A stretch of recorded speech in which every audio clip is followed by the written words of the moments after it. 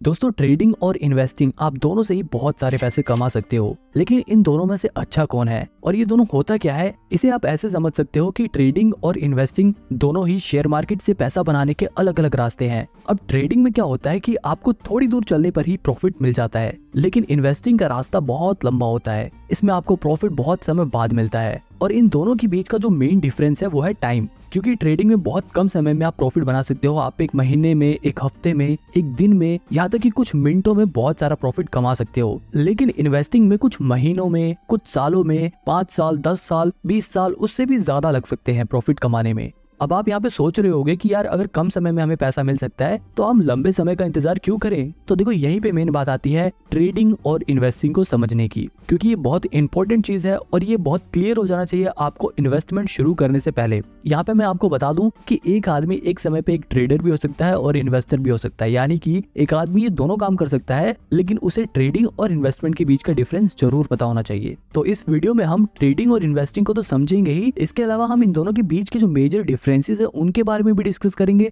और सबसे आखिरी में मैं आपको ये भी बताऊंगा कि आपको ट्रेडिंग करनी चाहिए या इन्वेस्टिंग करनी चाहिए। अब देखो, सबसे पहले समझते हैं ट्रेडिंग और इन्वेस्टिंग के कॉन्सेप्ट को। इसे समझाने के लिए मैं आपको एक एग्जांपल देता हूँ। मान लो बाबूराव नाम का एक आदमी अपनी मोबाइल की दुकान खोलता है। उसकी दुकान बहुत बढ़िया चल रही थी। वो मार्केट से सस्ते दाम से मोबाइल लाता और अपनी दुकान पे बेचकर प्रॉफिट कमाता। उसका काम बढ़िया चल रहा था, लेकिन जब भी कुछ समय बाद उसकी दुकान के सामने एक और दुकान खुल जाती है तोतला सेठ की, और वो वही मोबाइल बाबूराव की दुकान से भी सस्ते दाम पर बेचने लग जाते हैं। मतलब कि बाबूराव जो फोन 10,000 में बेचते थे, वही फोन तोतला सेठ 9,000 में बेचने लगा। अब क्योंकि तोतला सेठ की दुकान पर मोबाइल सस्ते मिल रहे हैं, तो लोग बाबूराव की दुकान पर क्यों खरीदेंगे। अब क्योंकि भैया बाबूराव के पास कस्टमर तो आ नहीं रहे थे, इसलिए वो बस दिन भर टीवी पे न्यूज ही देखता रहता। सारे ग्राहक तोतला सेठ के पास जाने लगे थे। जब भी वो टीवी में न्यूज देखता है कि जिस ब्रांड का मोबाइल वो लोग बेचते हैं, वो मोबाइल चिप की शॉर्टेज की वजह से बनना बंद हो गए हैं। अब यहाँ पर बाबूराव के दिमाग में आइडिया आता है, क्योंकि मोबाइल की डिमांड तो लोगों में बहुत ज्यादा है, लेकिन मैन्युफैक्चरिंग ना होने की वजह से अब उसकी सप्लाई बंद हो जाएगी। अब यहाँ पर देखो, बाबूराव दो काम कर सकता है। पहला ऑप्शन ये है कि वो रोज सवेरे उठते ही सबसे पहले तोतला सेठ की दुकान पर जाकर उसके सारे फोन 9,000 में खरीद ले और उन्हें अपनी दुकान पर वापस 10,000 में बेचकर प्रॉफिट कमाए। दूसरा तरीका ये है कि वो रोज सवेरे तोतला सेठ की दुकान पर जाकर उसके सारे मोबाइल खरीद ले और उन्हें अपने वेयर हाउस में स्टोर करके रखे, उन्हें बेचे नहीं। इसी तरह वो कुछ महीने अपने पास उन फोन्स को स्टोर करके रखे और जैसे ही उस फोन का प्राइस मार्केट में बढ़ जाए और उसकी डिमांड मार्केट में बढ़ जाए, वो उन फोन को 10,000 की जगह 12,000 में बेचकर ज्यादा प्रॉफिट कमाए। अब यहाँ पर देखो, ट्रेडिंग और इन्वेस्टिंग को समझो। बाबूराव जब डेली फोन सस्ते में खरीद कर उन्हें बेच रहा था, तो वो ट्रेडिंग कर रहा था। लेकिन जब बाबूराव ने फोन को कुछ महीनों के लिए स्टोर करके रखा और जैसे उनका प्राइस बढ़ा, उसने जब बेचा तो उसने इन्वेस्टिंग करी, क्योंकि वो डेली चीजों को सेल नहीं कर रहा, बल्कि वो उन्हें कुछ महीनों बाद कर रहा है। बिल्कुल इसी तरह ट्रेडिंग और इन्वेस्टिंग वर्क करती है। बस शेयर मार्केट में फोन की जगह शेयर्स आ जाते हैं। मतलब हम शेयर मार्केट में डेली फोन्स की जगह शेयर्स को सस्ते में खरीद कर उन्हें महंगे में बेचकर प्रॉफिट बनाते हैं, तो वो ट्रेडिंग होती है। और अगर हम शेयर्स को सस्ते में खरीद कर कुछ महीने, कुछ साल, 10 साल, 5 साल बाद जब वो शेयर का प्राइस बढ़ जाता है तब बेचते हैं, तब वो इन्वेस्टिंग कहलाती है।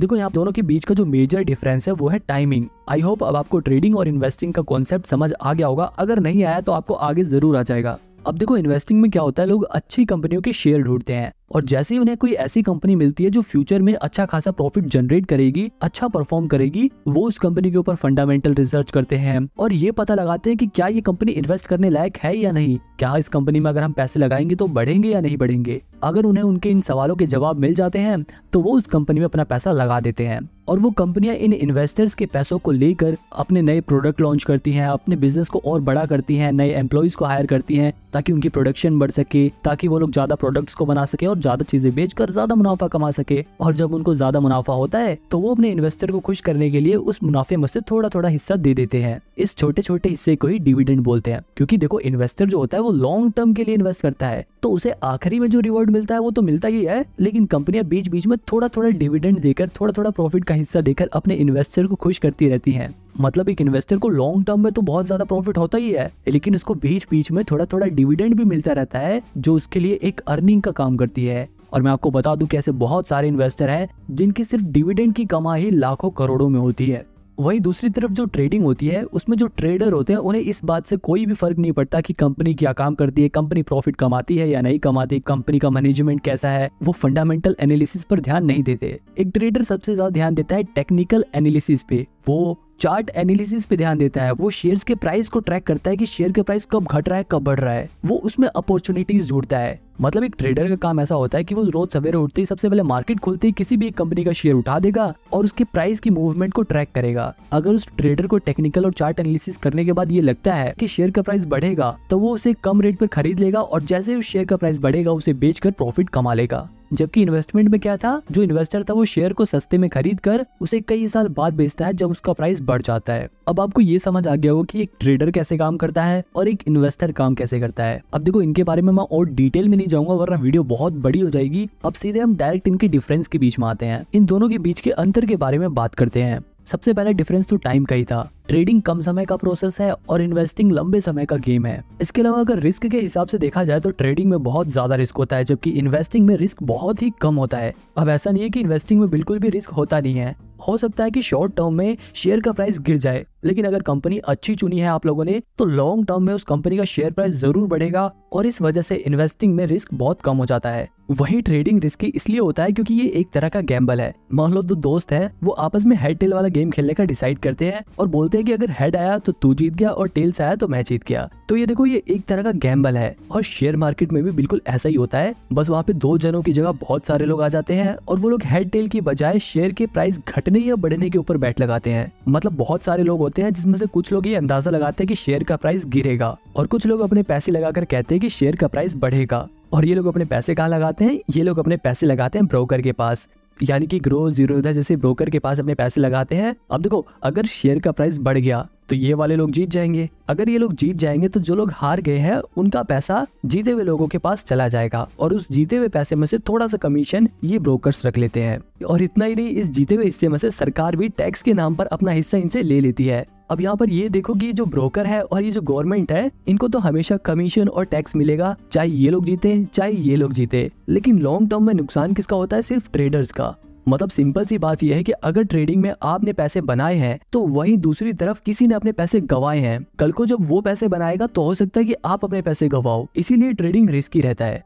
अब वापस अपने डिफरेंस की ओर चलते हैं। अब देखो एक और चीज है इन्फॉर्मेशन। ज्यादातर लोग ट्रेडिंग करते हुए प्राइस घटेगा या बढ़ेगा इस बात का पता लगाने के लिए टेक्निकल एनालिसिस करते हैं। वहीं अगर बात करें इन्वेस्टिंग की तो यहाँ पर इन्वेस्टर इस बात का पता लगाने के लिए कि कंपनी का शेयर प्राइस फ्यूचर में बढ़ेगा या नहीं बढ़ेगा, कंपनी फ्यूचर में ग्रो करेगी या नहीं करेगी, इसके लिए इस्तेमाल करते हैं फंडामेंटल एनालिसिस का। अब अगर आपको ये फंडामेंटल एनालिसिस सीखना है आप मेरी ये वाली वीडियो देख सकते हो, इसमें मैंने डिटेल में फंडामेंटल एनालिसिस को समझाया है। अब देखो एक और चीज है स्ट्रेस। जो ट्रेडिंग वाला बंदा होता है वो हमेशा स्ट्रेस में रहता है। अगर उसको प्रॉफिट हो गया तब तो वो पूरे दिन खुश रहेगा, लेकिन अगर उसको लॉस हो गया तो उसके दिमाग में पूरे दिन वही बात घूमती रहती है। ट्रेडिंग करते वक्त हर पल उसे बहुत टेंशन रहती है। अगर शेयर प्राइस गिर गया तो उसकी सांसें फूलने लगती हैं और जैसे शेयर प्राइस बढ़ने लग गया तो एकदम खुश होने लगता है। तो कहने का मतलब ये है कि ट्रेडिंग में बहुत ज्यादा स्ट्रेस रहता है जबकि इन्वेस्टिंग में स्ट्रेस बिल्कुल नहीं रहता, क्योंकि ये एक लॉन्ग टर्म प्रोसेस है। हो सकता है कुछ समय के लिए आपके शेयर प्राइस गिर जाए, लेकिन अगर आपने कंपनी अच्छी चुनी है तो फिर महीने बाद, एक साल बाद, कुछ साल बाद शेयर प्राइस जरूर बढ़ेगा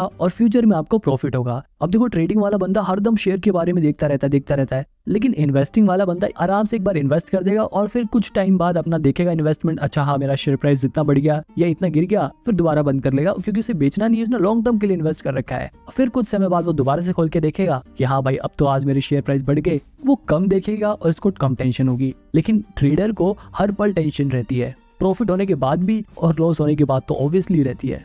एक और सवाल है कि ट्रेडिंग में ज्यादा पैसे हैं या इन्वेस्टिंग में। अब देखो इस सवाल का जवाब बड़ा ही मुश्किल है, क्योंकि ट्रेडिंग में आप बहुत कम समय में बहुत ज्यादा पैसा कमा सकते हो, लेकिन इन्वेस्टिंग में आप ज्यादा समय में इतना ज्यादा प्रॉफिट कमा सकते हो कि कोई सोच भी नहीं सकता। क्योंकि इन्वेस्टिंग में कंपाउंडिंग अपना असर दिखाती है और पैसा बढ़ते बढ़ते बढ़ते बहुत ज्यादा बढ़ जाता है। वही अगर ट्रेडिंग की बात करें तो ट्रेडिंग में एक प्लस पॉइंट ये है कि आप ट्रेडिंग को कम पैसे में भी कर सकते हो, यानी कि आप कम पैसा लगाकर भी प्रॉफिट जनरेट कर सकते हो। लेकिन अगर इन्वेस्टिंग की बात करें तो सिर्फ आप 1000-2000 लगा के बहुत सारा पैसा कमा नहीं सकते। आप ट्रेडिंग में 1000-2000 लगाकर 5-10 हजार रुपए का मुनाफा कमा सकते हो, लेकिन जैसे कि मैंने बताया था कि रिस्क यहाँ पे ज्यादा होता है। ट्रेडिंग में आपके ये भी चांसेस है कि आप अपने 1000-2000 रुपए गवा दो, लेकिन इन्वेस्टिंग में आपके 1000-2000 रुपए कुछ कम हो सकते हैं। अगर आपने बिल्कुल ही खराब कंपनी चुन ली तो हो सकता है कि आपके पैसे कुछ कम हो जाए, लेकिन पूरे कभी खत्म नहीं होंगे। बहुत ज्यादा गिरने लग गए तो आप उसे बेच सकते हो। तो मतलब ट्रेडिंग बहुत ज्यादा रिस्की है, लेकिन आप ट्रेडिंग में कम पैसे से भी ज्यादा पैसा कमा सकते हो। बात करें एक्सपेंस की, अगर आप ट्रेडिंग करते हो तो आपको ज्यादा चार्जेस देने पड़ेंगे, लेकिन अगर आप इन्वेस्टिंग करते हो, आप डिलीवरी में शेयर्स को खरीदते हो, तो आपको ब्रोकरेज कम देना पड़ेगा, यानी कि कम चार्जेस देने पड़ेंगे। जैसे कि मैंने आपको